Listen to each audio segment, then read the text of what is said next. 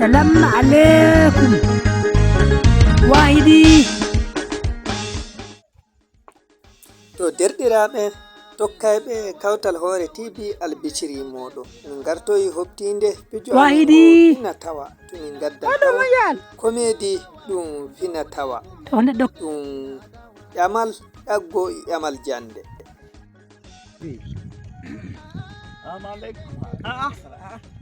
Arɗo gofal to haɗani hande ayiya mi yawɗo a waɗa iri wonde mana kama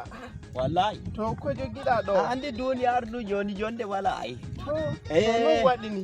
wallahi hokkiyam wonde ɗuma goɗɗum ɗuma andi risku ɗaɓɓitaymi ko mo hukuma ayi ɗum ɗon kadi andi kawai joɗa ɗon aldi joni joɗatako to in joɗata risku joni hey nokke ure ɗi an ƴamal won ɗo yo emna kay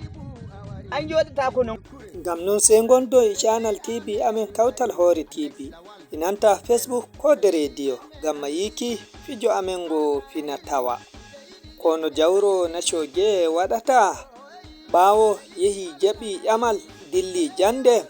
ankoma arɗo goɓal kono o watta tefayɗo risku tefayɗo na'i gite maɓɓi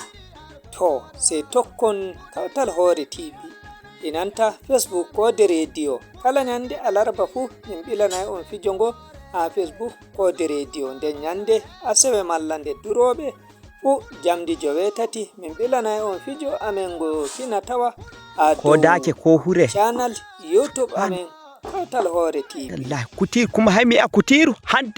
hande mi woni jehe dow Facebook moɗon tefon ko de radio sey gaɗanon min followers ngam ma heɓuki yiki fijo Fina Tawa ngon kala nyande alarba fu. An arɗo goɓal an ko ɓiyanni hin sey jehon YouTube tefon kawtal hoore TV ngam ma gaɗon subscribe ngam ma yi'uki bidiyoji amin nde min ɓiliɗi fu kawtal hoore TV ngam ma waddanki on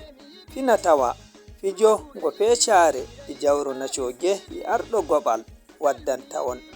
to feccare latti modibbo maɓɓe dokkayɗoɓe ƴame jande inanta ƴamal durngol ankoni arɗo goɓal imoɗon tefa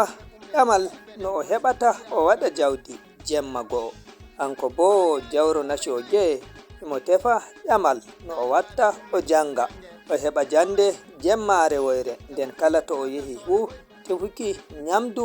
o heɓa ndu fu to o salmini amma fa joni kam jawro nacoge yehi tefi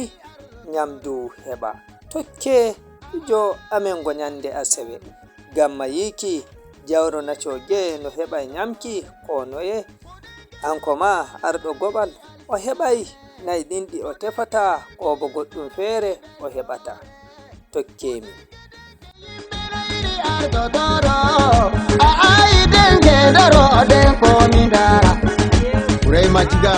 Festival